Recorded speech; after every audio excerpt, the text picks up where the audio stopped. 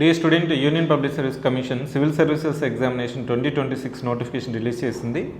దీని యొక్క last date ఇప్పుడు ఏంటంటే 24th February 2026. ఆల్మోస్ట్ 20 days ఇచ్చారు టైము.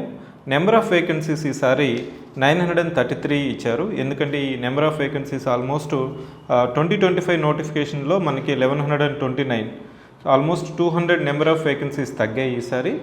సో టోటల్గా మనకి 933 వచ్చాయి.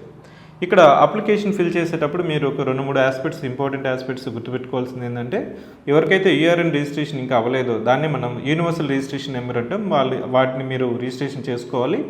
ఆల్రెడీ రిజిస్టర్ అయిన వాళ్ళు మీరు ఒకసారి అప్లికేషన్ ఫిల్ చేసే ముందు, సబ్మిట్ చేసే ముందు మీ యొక్క యూఆర్ఎన్ ప్రొఫైల్ అప్డేట్ చేసుకోవాలంటే అప్డేట్ చేసుకొని అక్కడ మీరు లాక్ చేసుకొని మళ్ళీ మీరు అప్లికేషన్ సబ్మిట్ చేసుకోవచ్చు. ఇంకా మీకు ఈ నోటిఫికేషన్లో చాలా ఇంపార్టెంట్ ఆస్పెక్ట్స్ మెన్షన్ చేశారు.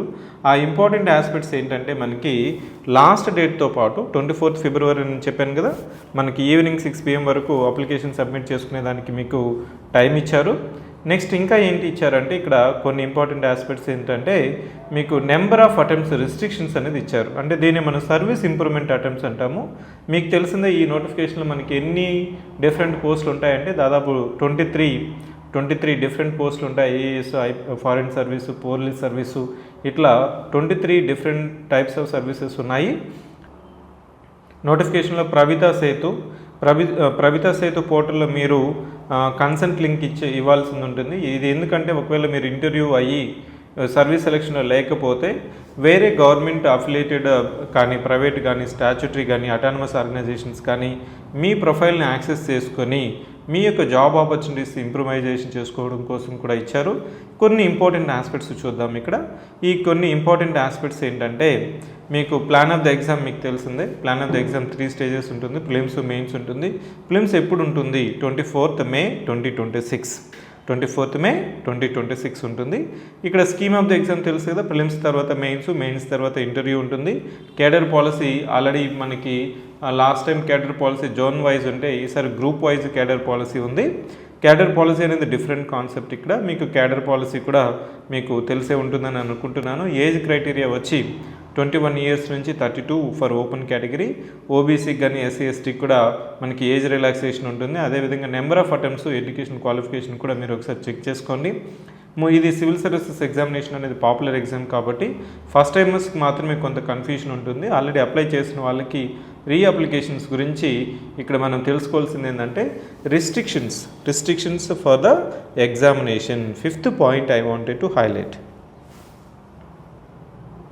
ఈ 5th పాయింట్లో ఏమని మెన్షన్ చేశారంటే, క్యాండిడేట్స్కి service restriction improvement attempt rules అనేది తీసుకొచ్చారు. ఈ రూల్స్ ఏంటంటే, ఆల్రెడీ మీకు ఐఏఎస్ కానీ ఐఎఫ్ఎస్ కానీ వచ్చుంటే మళ్ళీ మీరు ఇక్కడ 2026 అటెంప్ట్ చేసేదానికి లేదు. That's it. నెక్స్ట్ ఏంటంటే, ఆల్రెడీ ఐపీఎస్ కానీ అటెంప్ట్ అయితే మీరు అపీర్ అవ్వచ్చు కానీ cannot opt for IPS again. Next IPS కానీ గ్రూప్ ఏ సెంట్రల్ సర్వీసెస్ ఈ నోటిఫికేషన్లో అంటే CSE 2026 ద్వారా కానీ వస్తే you will be allowed for only 1 improvement attempt in the CSE 2027 only if granted 1-time exemption from the training institution. అది ఒక important ఏంటంటే, ఈ 2026 నుంచి మీకు కానీ సర్వీస్ కానీ అప్లికేషన్ అయిపోతే మీకు నెక్స్ట్ ఉన్నది ఏంటంటే 1 attempt మాత్రమే ఉంటుంది. నెక్స్ట్ 2026లో మీకు కానీ సర్వీస్ సెలెక్ట్ అయ్యి జాయిన్ అవ్వకపోతే దాంట్లో ఏమని చెప్పారంటే, సర్వీస్ అప్లికేషన్ క్యాన్సిల్ అయిందని చెప్తున్నారు.